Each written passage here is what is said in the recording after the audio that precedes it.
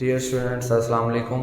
तो आज हम जिस टॉपिक के बारे में बात करेंगे वो है लिपिड। इस लेक्चर के अंदर हम बात करेंगे लिपिड्स को डिफ़ाइन कैसे करते हैं, इसके अलावा इसकी प्रॉपर्टीज़ को देखेंगे, इसके अलावा हम लिपिड्स की कॉम्पोजिशन को देखेंगे और साथ साथ हम ये भी देखेंगे कि लिपिड्स ऐसे कौन से फंक्शंस जो हैं वो हमारी बॉडी के अंदर परफॉर्म करता है। तो सबसे पहले हम देखते हैं लिपिड्स को डिफ़ाइन कैसे करते हैं। तो लिपिड्स जो हैं वो ऑर्गेनिक सब्सटेंसेस हैं जो कि हमारे प्लांट और एनिमल टिश्यूज़ के अंदर एग्जिस्ट करते हैं, और इसके साथ साथ ये जो है हाइड्रोजिनस ग्रुप ऑफ सब्सटेंसेस भी हम इनको कहते हैं।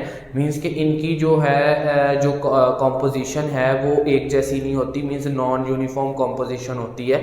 तो अगर हम इसको इंग्लिश में डिफ़ाइन करें तो हम कहेंगे the lipids are the organic substances occurring in animal and plant tissue belonging to heterogeneous group of substances। Means कि इनकी कॉम्पोजिशन एक जैसी नहीं होती। तो उसके बाद जब हम लिपिड्स की प्रॉपर्टीज़ की बात करते हैं तो हम कहते हैं कि जो लिपिड्स होते हैं ये इनसॉल्युबल हैं वाटर के अंदर और सॉल्युबल हो जाते हैं पोलर सॉल्वेंट के अंदर। अब पोलर सॉल्वेंट हमारे पास कौन कौन से हैं? हमारे पास ईथर है, क्लोरोफॉर्म है, बेंजीन है। ये तीन ऐसी टाइप्स हैं जो हमारी नॉन पोलर सॉल्वेंट्स के अंदर आती हैं कि जिनके अंदर हमारा जो लिपिड्स हैं वो हमारे डिज़ोल्व हो जाते हैं और सॉल्युबल हो जाते हैं, लेकिन वाटर के अंदर जो हमारे लिपिड्स हैं वो इनसॉल्युबल हैं। उसके बाद जब हम बात करते हैं कि लिपिड्स के जो प्राइमरी बिल्डिंग ब्लॉक्स हैं वो कौन कौन से हैं। लिपिड्स के बेसिकली दो प्राइमरी बिल्डिंग ब्लॉक्स हैं, एक फैटी एसिड है और एक हमारा ग्लिसरॉल है। अब हम फैटी एसिड को डिफाइन करते हैं तो हम कहते हैं the fatty acid is a long hydrocarbon chain attach to carboxyl group. अब ये जो लॉन्ग हाइड्रोकार्बन्स की जो चेन होती हैं जो हमारी कार्बोक्सिल ग्रुप के साथ अटैच होती हैं उनको हम फैटी एसिड्स कहते हैं। लेकिन जब हम ग्लिसरॉल को डिफाइन करते हैं तो हम कहते हैं glycerol are small organic molecules attach to 3 hydroxyl group. Means कि इसके अंदर 3 हाइड्रोक्सिल ग्रुप्स जो हैं वो उसके साथ जो है हमारा जो और मॉलिक्यूल्स होते हैं वो अटैच होते हैं। तो उसके बाद आता है utilise by the living organisms. अब हमारी बॉडी जो है वो एनर्जी के लिए डिफरेंट सोर्सेज को यूज़ करती है। वो एनर्जी जो है वो कार्बोहाइड्रेट से भी लेती है, वो एनर्जी लिपिड्स की फॉर्म में भी लेती है, वो एनर्जी जो है प्रोटीन के फॉर्म के अंदर भी लेती है।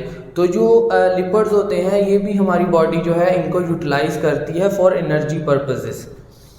उसके बाद जो इसका एनिमल और प्लांट के अंदर जो हमारा लिपिड का सोर्स है वो फैट है। फैट जो होती है वो हमारी बॉडी के अंदर स्टोर होती है और जब बॉडी को उसकी ज़रूरत होती है तो वो उसको यूटिलाइज करती है।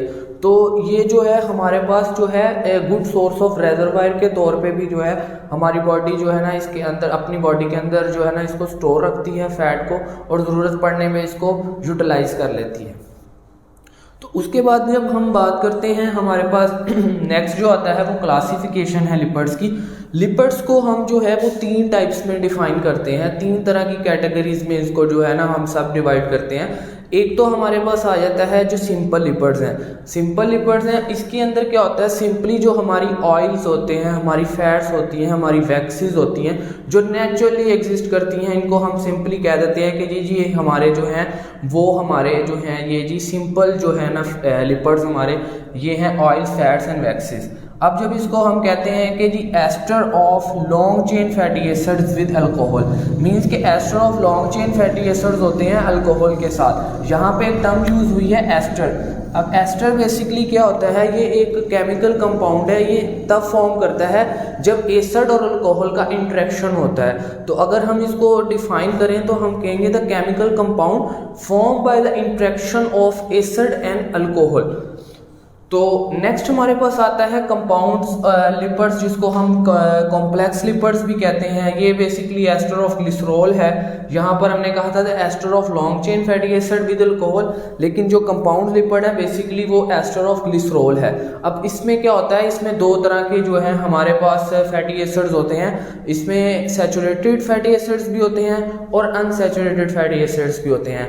तो अब हम बात करते हैं कि जी सैचुरेटेड और अनसैचुरेटेड फैटी एसिड्स बेसिकली होते क्या हैं। तो जो सैचुरेटेड फैटी एसिड्स होते हैं वो वाले एसिड्स होते हैं जिनके अंदर सिंगल बॉन्ड इन्वॉल्व होता है, लेकिन जो हमारे अनसैचुरेटेड फैटी एसिड्स होते हैं वो ऐसे फैटी एसिड्स होते हैं जिनके अंदर डबल बॉन्ड जो है वो इन्वॉल्व होता है। इसके अलावा सम अदर कंपाउंड्स भी जो हैं इसके अंदर इन्वॉल्व होते हैं।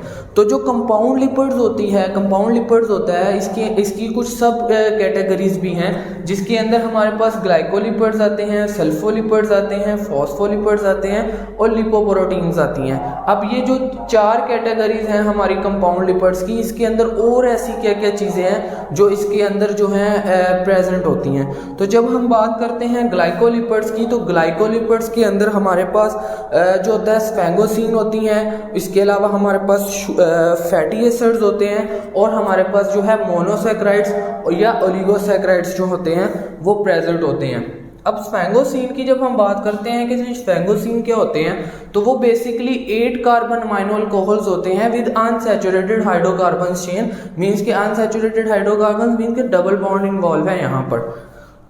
तो उसके बाद जो नेक्स्ट हमारे पास आता है वो सल्फोलिपिड्स आता है। तो सल्फोलिपिड्स के अंदर अगेन जो है स्फैंगोसिन प्रेजेंट होती है, फैटी एसिड प्रेजेंट होता है, लेकिन यहाँ पर 2 डिफरेंट ग्रुप्स इन्वॉल्व हैं। इसमें शुगर भी प्रेजेंट होती है और साथ साथ इसके अंदर जो है सल्फेट ग्रुप भी होता है।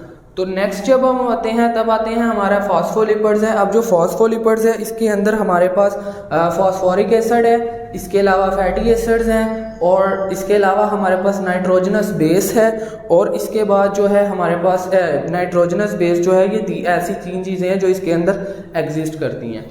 तो जो हमारे लिपोप्रोटीन्स हैं बेसिकली ये micromolecular complexes of lipids and proteins हैं। जो माइक्रोमोलिकुलर कॉम्प्लेक्सेस होते हैं लिपिड्स और प्रोटीन्स के, वो हमारे जो हैं वो लिपोप्रोटीन्स के अंदर आते हैं। तो ये तो हमने बात कर ली कि जी क्लासिफिकेशन ऑफ लिपिड्स जो हैं वो 3 तरह की होती हैं, सिंपल लिपिड्स हैं, कंपाउंड लिपिड्स हैं। तो हम अभी तक हमने सिंपल और कंपाउंड लिपिड्स को पढ़ा। तो जब हम ड्राइव लिपिड्स को पढ़ते हैं तो इसको कहते हैं कि ये जब हम सिंपल लिपिड्स या कंपाउंड या कॉम्प्लेक्स लिपिड्स की जब हम हाइड्रोलिसिस करवाते हैं, तो जब हाइड्रोलिसिस होती है तो उसके रिजल्ट में जो हमारे पास लिपिड्स आते हैं हम उनको जो है ड्राइव लिपिड्स कहते हैं। मीन्स के ये नेचुरली एग्जिस्ट नहीं करते, ये हम इनको बनाते हैं आर्टिफिशियली। हम इनकी जो मीन्स के जो सिंपल लिपिड्स और हमारे कॉम्प्लेक्स लिपिड्स होते हैं हम उनकी सिंपली हाइड्रोलिसिस करवाते हैं और उसके रिजल्ट में जो है हमारे पास जो है वो हमारे पास ड्राइव लिपिड्स आते हैं। तो नेक्स्ट हम बात करते हैं लिपिड्स के फंक्शन के बारे में। तो सबसे मेन फंक्शन जो है गुड सोर्स ऑफ एनर्जी। तो जो लिपिड्स हैं ये हमारी बॉडी के लिए एक ऐसा सोर्स है जो कि हमें एनर्जी की प्रोडक्शन करवाता है, एटीपी की प्रोडक्शन करवाता है। तो ये एक गुड सोर्स ऑफ एनर्जी के तौर पे लिया जा सकता है। इसके अलावा जो हमारा लिपिड्स होता है, जो हमारे फैट सोलेबल विटामिन्स होते हैं, जो कि ऐसे विटामिन्स जो कि खुद ब खुद डिजोल्व नहीं होते हमारी बॉडी के, उनके साथ कोई ना कोई जो है फैट आके अटैच हो। मींस के कोई लिपिड आके कोई ऐसा मॉलिक्यूल आके अटैच हो कि जो उनको डिजोल्व करने में जो है ना हेल्प करे। मींस कि इनके साथ जो है फैट जो है वो आके कंबाइन होती है, तो उसके बाद ये जो है हमारी बॉडी के अंदर डिजोल्व होते हैं। तो लिपिड्स क्या करते हैं, ये हमारी बॉडी को असिस्ट करते हैं कि वो इन जो फैट सोलेबल विटामिन्स हैं, जैसे कि विटामिन ए है, डी, ई एंड के जो विटामिन्स हैं, ये इनको जो है हमारी बॉडी के अंदर डिजोल्व करवा दे। तो नेक्स्ट जो है बहुत इंपॉर्टेंट है कि जो हमारी सेल के स्ट्रक्चर के अंदर जो हमारा सेल प्रोटोप्लाज्म है या सेल मेम्ब्रेन है, जो उसका इंटीग्रल पार्ट होता है वो भी लिपिड से मिलके बना होता है। तो उसके बाद जो हमारे नर्व्स टिश्यूज़ हैं, ये नर्वस टिश्यूज़ होते हैं, नर्व्स टिश्यूज़ जो होते हैं उनको इंसुलेटिंग इफेक्ट भी जो है वो हमारे लिपिड्स प्रोवाइड करते हैं, ताकि उनकी जो एक्सटर्नल प्रेशर है या डिफरेंट टाइप्स के जो फैक्टर्स इन्वॉल्व होते हैं जो है नर्व्स टिश्यूज़ पे जो है वो इफ़ेक्ट करते हैं। तो लिपिड्स बेसिकली जो है इंसुलेशन प्रोवाइड करती है। मींस के जो एक्सटर्नल प्रेशर है उसको एब्जॉर्ब करने के लिए जो है इंसुलेटिंग इफेक्ट भी जो है वो प्रोवाइड करती है। इसके बाद नेक्स्ट हमारे पास आता है good reservoir in the body. अब जो हमारी बॉडी होती है वो एनर्जी के लिए डिफरेंट सोर्स पे डिपेंड करती है। मींस के कार्बोहाइड्रेट्स हैं, लिपिड्स हैं, प्रोटीन है। तो बेसिकली जो हमारी बॉडी है वो प्राइमरी सोर्स के लिए कार्बोहाइड्रेट को यूज़ करती है। लेकिन इन केस अगर हम जो है कार्बोहाइड्रेट का इंटेक कम कर दें या किसी वजह से हमारी बॉडी में कार्बोहाइड्रेट की डिप्लीशन हो जाए, तो इस केस में क्या करती है बॉडी लिपिड्स को यूटिलाइज करती है।